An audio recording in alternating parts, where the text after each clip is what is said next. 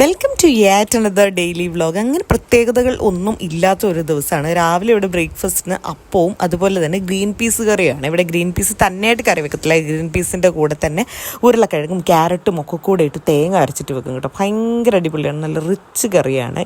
ഇത് മാത്രം കൂട്ടിക്കഴിഞ്ഞാൽ തന്നെ നമ്മുടെ വയറ് പകുതി നിറയും. അങ്ങനെ അതൊക്കെ റെഡിയാക്കിക്കൊണ്ടിരുന്നപ്പോഴത്തേക്കും ഇവിടെ ഏത്തക്കൊല വെട്ടിയിട്ടുണ്ടെന്ന് അറിഞ്ഞു. അങ്ങനെയാണെങ്കിൽ അതും പോയി ഒന്ന് കണ്ടേക്കാം, അതും റെക്കോർഡ് ചെയ്യാമെന്ന് വിചാരിച്ചപ്പോഴത്തേക്കും അവിടെ വഴുതനങ്ങയും വെണ്ടയ്ക്കയും അങ്ങനെ എല്ലാം കൂടെ റെക്കോർഡ് ചെയ്തിട്ട് തിരിച്ചകത്ത് വന്ന് വീണ്ടും ഞാൻ അപ്പത്തിൻ്റെ പരിപാടി അങ്ങോട്ട് സ്റ്റാർട്ട് ഓൾറെഡി ചെയ്തായിരുന്നു, റീസ്റ്റാർട്ട് ചെയ്തു.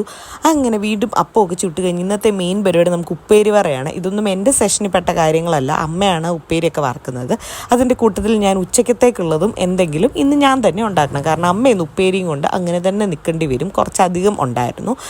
അങ്ങനെ ഞാൻ ഇന്നലത്തെ ചിക്കൻ കറി ഒന്നുകൂടെ റോസ്റ്റാക്കി എടുത്തു. അതിൻ്റെ കൂട്ടത്തിൽ നമ്മുടെ വീട്ടിൽ തന്നെയുള്ള തക്കാളി വെച്ചിട്ടൊരു ചെറിയ തക്കാളിക്കറി ഉണ്ടാക്കി.